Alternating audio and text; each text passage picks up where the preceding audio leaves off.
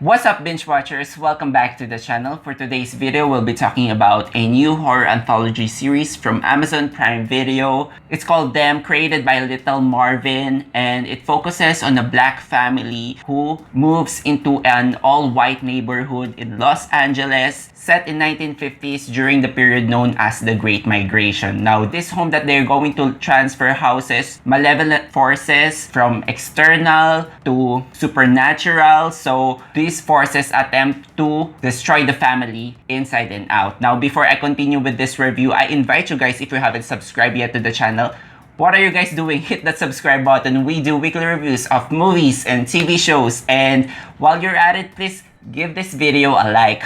Now, joining me in this review is my ever-reliable cinephile friend, Carlos Laron. Hello! Hi Kevin! Hi everybody! Okay, wow, what a traumatic show. I know we've already chatted about this, so I know which direction we are probably going. But yeah, start off this discussion. For sure. Where do I even begin, Kevin? Like, honestly, we have a lot to unpack here. This is one of the most brutal shows I've ever seen in my life, hands down. And I'm gonna try to get through this review without confusing my own thoughts because I was feeling some type of way after seeing the show. When the trailers and the teasers first came out like a month ago, it ignited a lot of controversy, which I thought was inevitable considering black trauma has been on the forefront for the big screen and small screen projects lately, right? I think this has been going on ever since Get Out premiered in 2017. Yes. So the onslaught of similar projects have been produced a lot more lately. So I'm not gonna lie, that whole conversation made me more excited for this series. This might probably scare me because I love a good horror series, and it sure did. And beyond, it's a drama, but it's a horror, and the incorporation of both is really good. I am impressed with a lot of things here. Cinematography and the color palette and the costume design. It's a visually striking series and they were truly superb, but I am figuring out how I was impressed with that thing, but I am challenged by the story and the writing here, and we will get to that more in a bit. At the end of the show, I just found myself shaken to my core and I didn't enjoy it, but maybe we're not meant to enjoy this type of series. So what do you think? Comparisons to Jordan Peele is already inevitable just because we have this film Us and then we got Them. So what's next? Ours.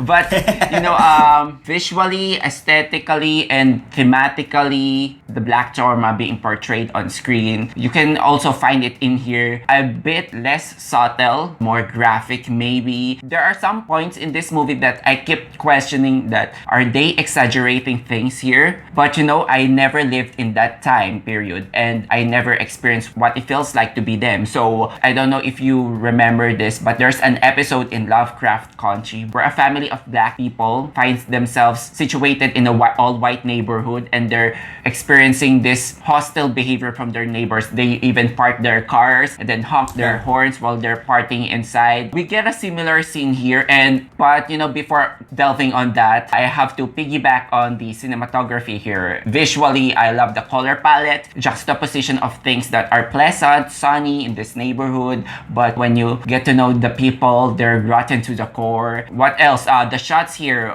we get a lot of hallway shots. When you add that hallway and that wallpaper, I immediately think to myself, oh, we're getting some Stanley Kubrick vibes in here. So I very much appreciate that. The performances, I'm going to do a roll call. Deborah Ayorinde as Lucky Emory, so she's the mother. Ashley Thomas as Henry Emory. I've never seen these actors before, and they are really good in their roles, portraying the trauma and their gradual devolution of their characters, because it's not only external forces, as I've said, they're also battling their inner demons because they have dark past. Shahadi Wright Joseph, who you might know as the girl from Us, she plays here one of the daughters, Ruby Lee Emory, and then there's an adorable youngest daughter, Gracie Emory, played by Melody Hurd. So I think everyone in the cast really did a great job here. Then I also have to call Alison Pill. I am really digging her character because she's like the prototype Karen, you know? It's a proof that Karens already exist back in the 1950s, way before they are named. I won't say that the series completely humanized her because she is clearly a racist, but it gets to a point that you began to understand why is she behaving in such way. So the series doesn't fall into the trap of having one-dimensional villains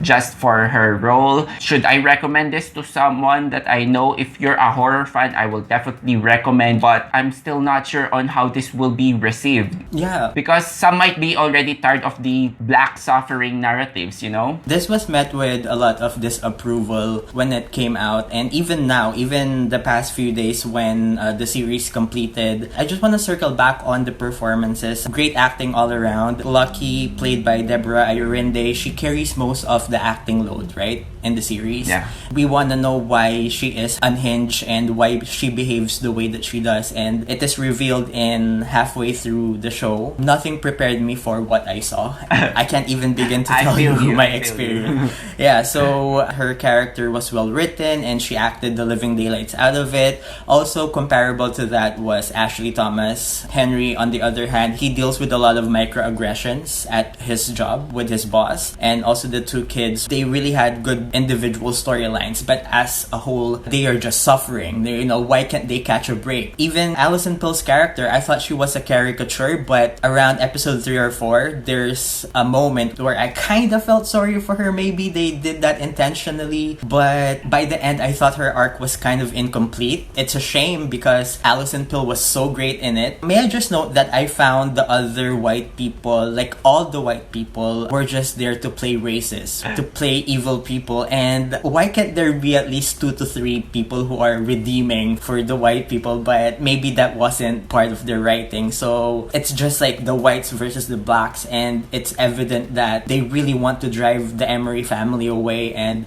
they're doing it in such big and very striking ways, like impactful ways. And it's easy to say to the Emery family they should just get out, but we also get to understand why they want to stay, right? Yeah, for sure, because they've also come from a terrible place. There is eventual flashback here on episode 9. It's a black and white episode. That's the most that I'm going to give away. It felt like I'm watching an A24 film. The movie attempt to bridge the reasons why these people are acting that way, and the movie later on touches about blind faith, about being careful on who you worship. These are all probably based on true accounts. Yes. And I cannot discount that, oh, people are just racist that way. They're not giving much dimension. I cannot discount that totally because that is not my experience, as I've said. What I really like is how it makes supernatural horror with the external horror. Scenes where you can no longer identify what's happening in reality and what's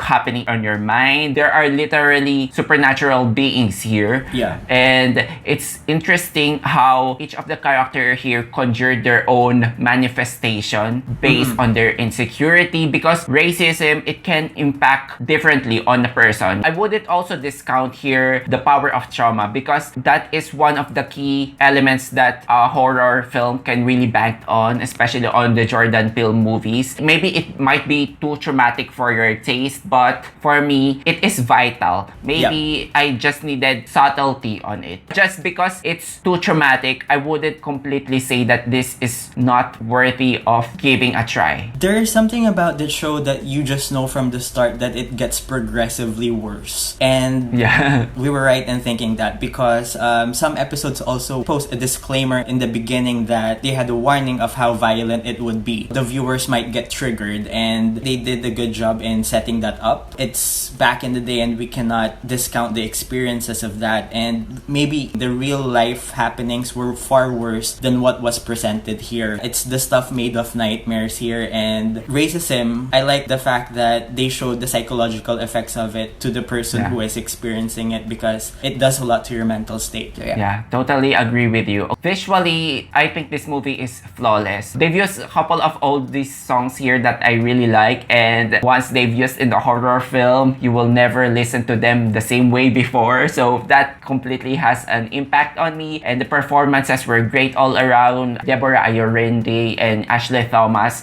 I think they've mastered that single teardrop. It really is worthy of consideration in the future award seasons to come. The most horrifying here is to realize that these are just not stories, that this actually happened. So what more horrific thing to showcase? So you might perceive this show as exploitative because of the amount of brutality that this show has. It doesn't hold back, and I'm going to give this a 4 out of 5.